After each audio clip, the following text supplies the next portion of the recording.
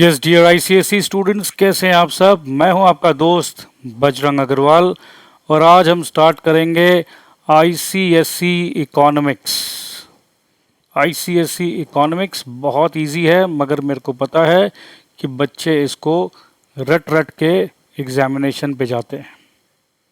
आप लोगों को पता है कि मैं सीए फाउंडेशन लेवल पे पढ़ाता हूं और सीए फाउंडेशन लेवल पे पढ़ाने के बाद ये एहसास हुआ है मेरे को कि बच्चों का बेस बहुत कमज़ोर है। सो कॉमर्स स्टूडेंट्स, आईसीएसई स्टूडेंट्स, अगर आपने इकोनॉमिक्स सब्जेक्ट चूज़ किया है तो आने वाले क्लास 11 एंड क्लास 12 में भी आपको इकोनॉमिक्स पढ़ना है। और अगर अभी से आप रट कर एग्जामिनेशन दोगे तो बेस आपका कभी भी नहीं बन पाएगा। अगर आप आगे चल के प्रोफेशनल स्टडीज़ में ज़बरदस्त तरीके से सक्सेसफुल होना चाहते हो तो ये एकदम सही समय है। एक बात मैं और बोलना चाहता हूँ कि आईसीएसई एग्ज़ामिनेशन इतना ज़्यादा इजी है कि बच्चों को बहुत कम मेहनत करने से आराम से 85 मार्क्स मिल जाते हैं, बहुत कम मेहनत करने से। तो क्या मैं आपको शॉर्टकट में पढ़ा के मार्क्स दिलाने वाला टीचर हूँ? नहीं नहीं नहीं, बिल्कुल भी नहीं। देखो, मार्क्स तो आपको 95, 98, 99, 100 तक मिल जाएगा। क्यों? क्योंकि हम इन डेप्थ एनालिसिस करेंगे। बहुत ज़्यादा इंटरेस्टिंग है इकोनॉमिक्स, हमारे डे टू डे ज़िंदगी से बहुत करीबी से जुड़ा हुआ है इकोनॉमिक्स। ये हम आज जान लेंगे। तो उससे पहले किस पैटर्न पे हम पढ़ाई करेंगे मैं आपको ये बताना चाहता हूँ, और कोर्स हमारा कब तक फ्री है मैं ये भी बताना चाहता हूँ। तो सबसे पहले मैं ये बताना चाहता हूँ, लॉकडाउन का समय चल रहा है तो ये पूरा कोर्स फ्री रहेगा 30 जून तक, 30 जून 2020। From 1 July we will start charging a very nominal fee, और ये नॉमिनल फ़ी रहेगा 50% of your area teacher fees. आपके एरिया में जो फ़ी है उसका 50% देंगे। वो भी आप तब देंगे जब आपको लगता है कि आप ऑनलाइन वीडियो क्लासेस में बहुत अच्छे तरीके से फॉलो कर पा रहे हो मेरे को और सब कुछ समझ पा रहे हो। तो जून तक वैसे भी स्कूल्स नहीं चालू हो रही है, तो आप प्लीज़ घर बैठकर अपना पढ़ाई को स्टार्ट कर दीजिए। कुछ ना कुछ मदद ज़रूर मिलेगा, ये मेरा वादा है आपसे। सो करना क्या है,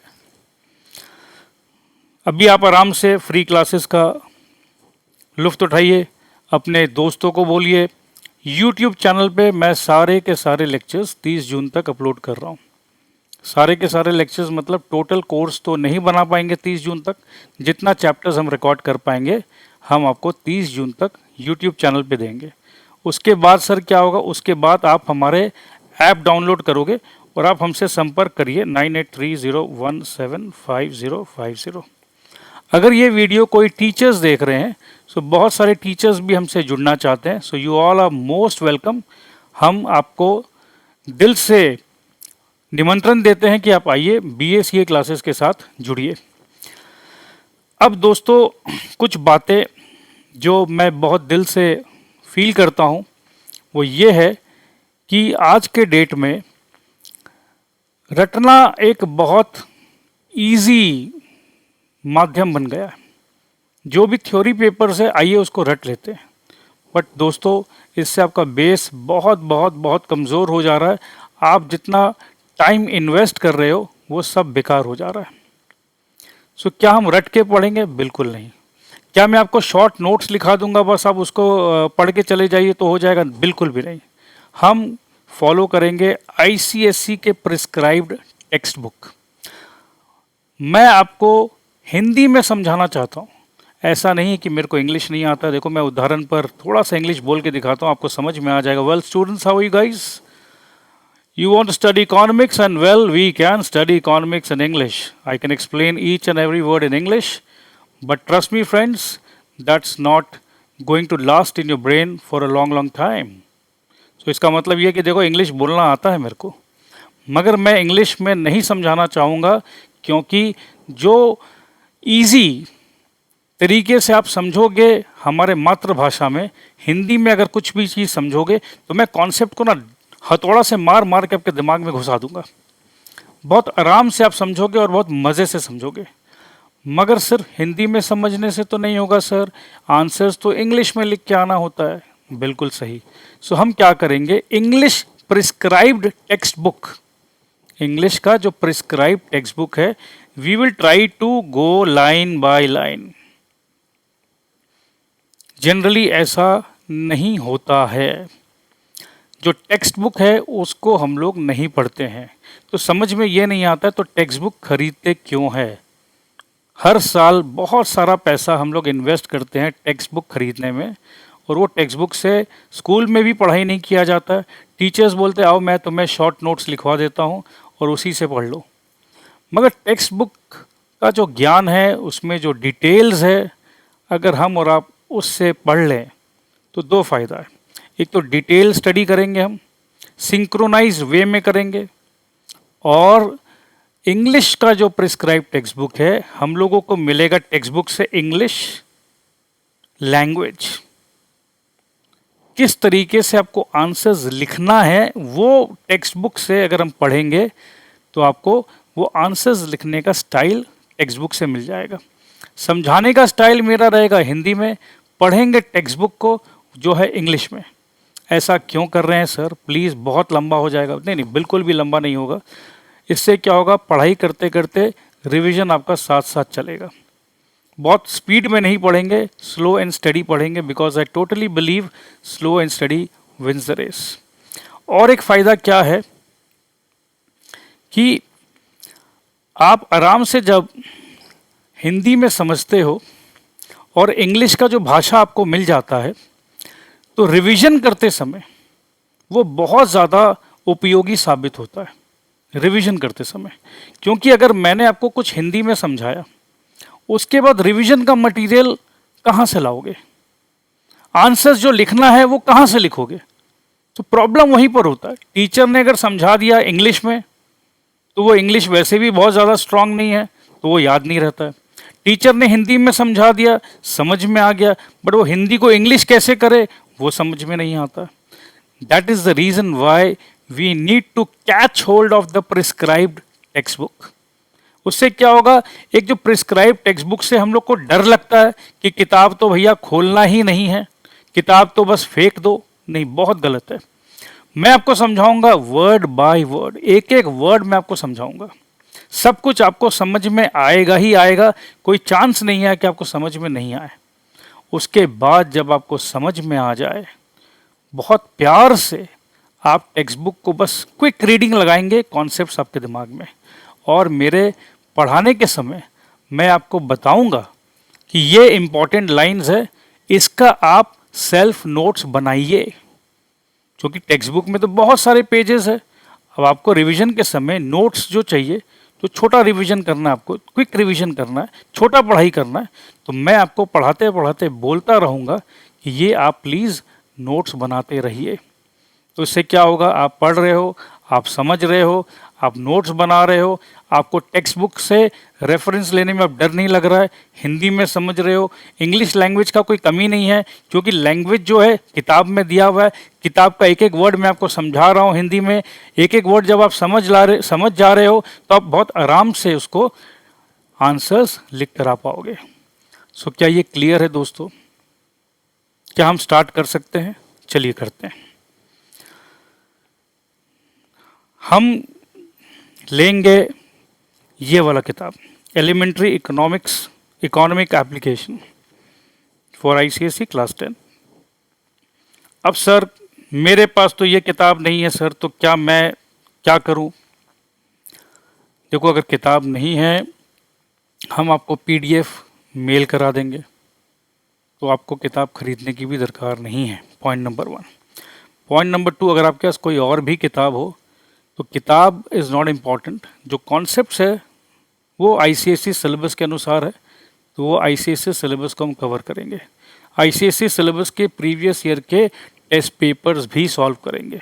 सबको सॉल्व करेंगे, मगर पहले आप समझिए, समझना ज़रूरी है। सो देबाशीष मजुमदार जी का किताब है, सिलेबस आपके स्क्रीन पर है दोस्तों। Today we will start with this chapter.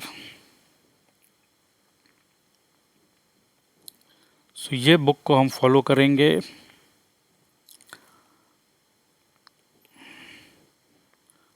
These are the contents and let's start। किस तरीक़ा से पढ़ना है आप देखिए, बहुत प्यार से धीरे धीरे धीरे धीरे समझ लेंगे हम आज। द थ्योरी ऑफ डिमांड से स्टार्ट करना है।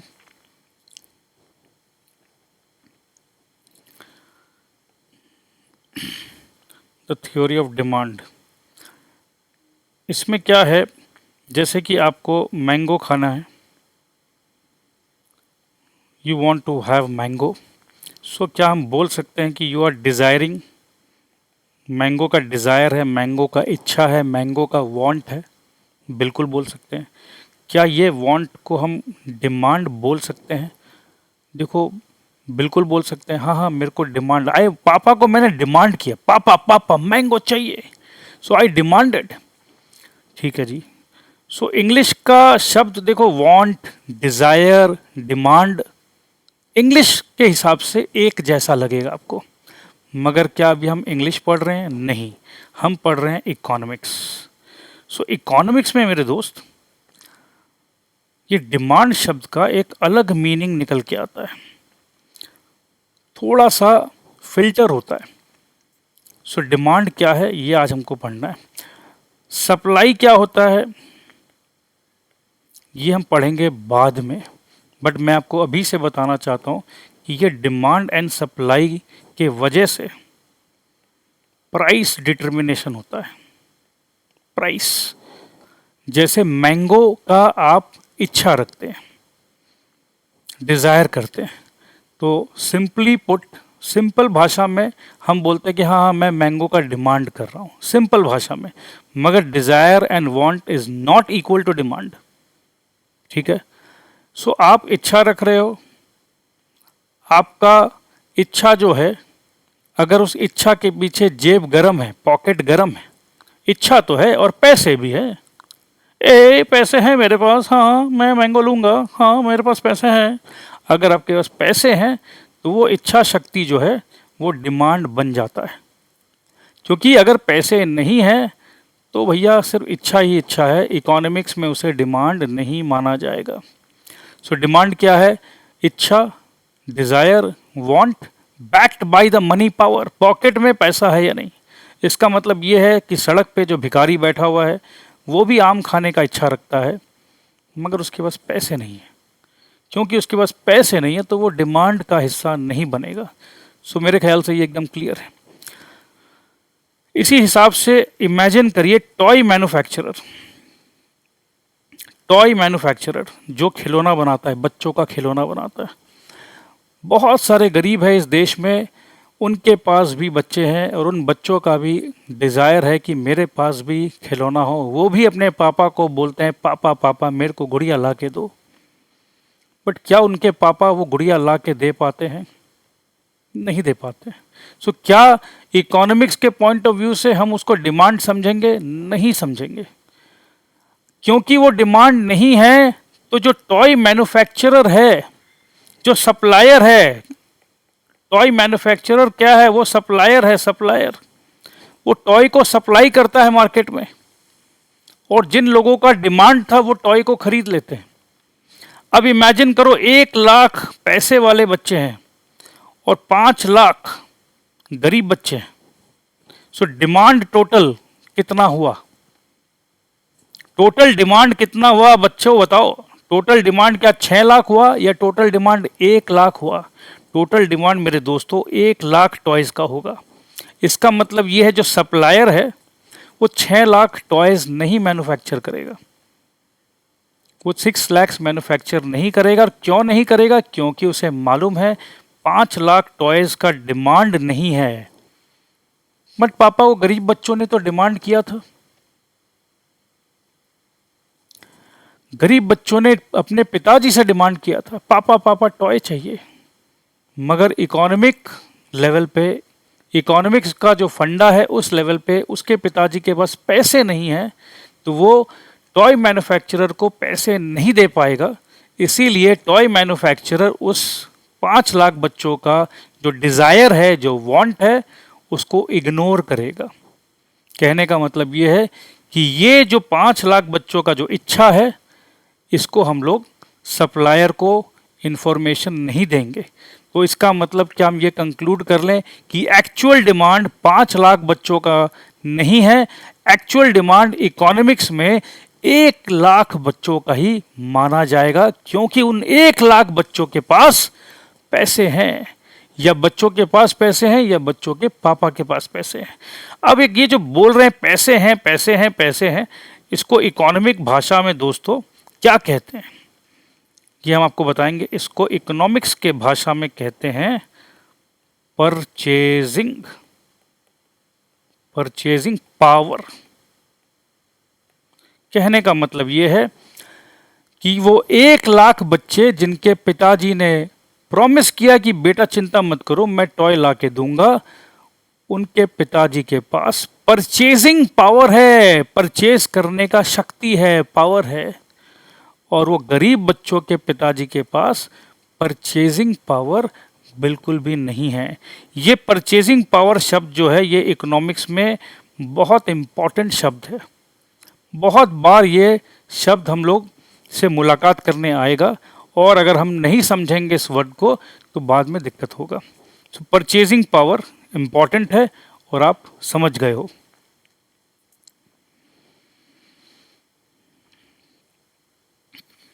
सो क्या अब हम स्टार्ट करें? अच्छा एक बात और बताओ, खिलौना जो है, मैन्युफैक्चरर ने खिलौना बनाया, टॉय बनाया, डिमांड है, सप्लाई है, ये डिमांड एंड सप्लाई मिला जुला के क्या डिटरमाइन करता है पता है दोस्तों? प्राइस। इस खिलौना का क्या दाम रखें हम, ये डिमांड एंड सप्लाई कहीं ना कहीं कंट्रीब्यूट करता है प्राइस डिटर्मिनेशन में। ये आज तो हम नहीं समझ पाएंगे तुरंत, क्योंकि आपको डिमांड समझना होगा, डिमांड के बाद आपको सप्लाई समझना होगा, मार्केट का मैकेनिज्म समझना होगा, और विश्वास करो बहुत इंटरेस्टिंग है।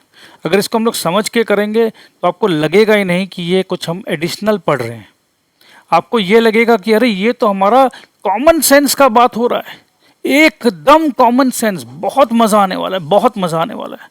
सो कैसे प्राइस डिटर्मिनेशन होता है भाई? एक जो गुड़िया है उसका दाम 100 रुपया क्यों है?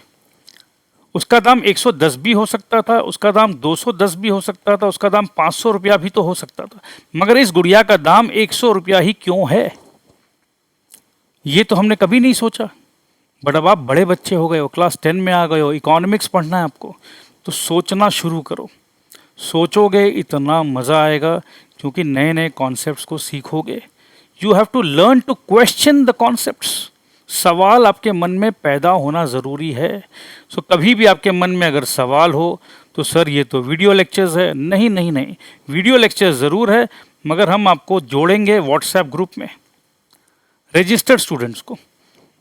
अनरजिस्टर्ड स्टूडेंट्स को माफ़ करिएगा, नहीं जोड़ पाएंगे, क्योंकि समय बहुत लिमिटेड रहता है, और क्योंकि यूट्यूब के माध्यम से ये वीडियोस पूरे देश भर में पहुंचता है, तो सबको हेल्प तो नहीं कर पाएंगे, मगर रजिस्टर्ड स्टूडेंट आपको हेल्प करना मेरा फ़र्ज़ है।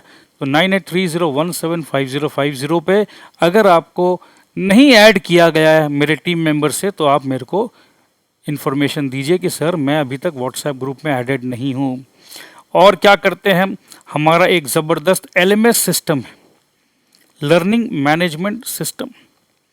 लर्निंग मैनेजमेंट सिस्टम में हमने क्विज़ फॉर्मेट के बहुत सारे कौन बनेगा करोड़पति स्टाइल में क्वेश्चंस डाल रखे हैं।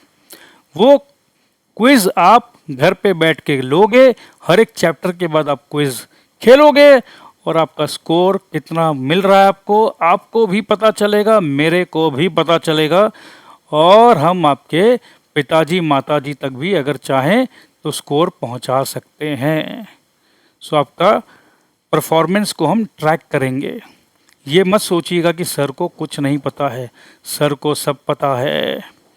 आप क्या कर रहे हो, कौन सा लेक्चर कितना बार देख रहे हो, किस समय पे देख रहे हो, हमें सारा इन्फॉर्मेशन मिल जाता है। सो थ्योरी ऑफ डिमांड है, स्टार्ट करते हैं दोस्तों। क्योंकि आज पहला दिन है, सो हमने इंट्रोडक्शन दे दिया, सारा फीचर समझा दिया, और 30 मिनट से ज़्यादा हम नहीं चाहते हैं कि हम लोग पढ़ाई करें। 30 मिनट्स इकोनॉमिक्स का, 30 मिनट्स को अगर आप इन डेप्थ एनालिसिस के साथ सुन लेते हो तो उसके बाद आप ब्रेक लीजिए, और फिर आपका अंदर से इच्छा है तो दोबारा लेक्चर को देखिए, दूसरा लेक्चर को देखिए। तो कोशिश यही रहेगा 25 से 30 मिनट का हम लेक्चर करेंगे रिकॉर्ड। सो आज का इंट्रोडक्शन स्टार्ट करते हैं। होपफुली शायद आज यहीं तक हम पढ़ पाएंगे। सो स्टार्ट करते हैं दोस्तों। When the price mechanism works freely. अब ये प्राइस मैकेनिज्म जो वर्ड है, अभी अभी जैसे मैंने कहा कि गुड़िया का दाम 100 रुपया क्यों, 110 रुपया क्यों नहीं, इसे कहते हैं प्राइस मैकेनिज्म। किसी भी आइटम का प्राइस कैसे फिक्स किया जाए। सो प्राइस फिक्स करने के लिए अगर गवर्नमेंट बोलती है कि भैया जो भी मैन्युफैक्चरिंग होगा, मैं गवर्नमेंट हूँ, मैं प्राइस फिक्स करूँगा। हमारे देश में मोदी जी है, अगर मोदी जी आपको आके बोले कि देखो भैया तुम जो भी बनाना बना लो, मेरे आदेश अनुसार बनाना होगा, प्राइस मैं ही फिक्स करूँगा, तो इसका मतलब क्या है कि प्राइस कौन फिक्स कर रहा है? आपको क्या प्राइस फिक्स करने का आज़ादी है, फ्रीडम है? नहीं है। तो ऐसा इकोनॉमी को क्या बोलते हैं, ये हम पढ़ेंगे बाद में। इंडिया कौन सा इकोनॉमी है? इंडिया इज कैपिटलिस्ट इकोनॉमी, ठीक है।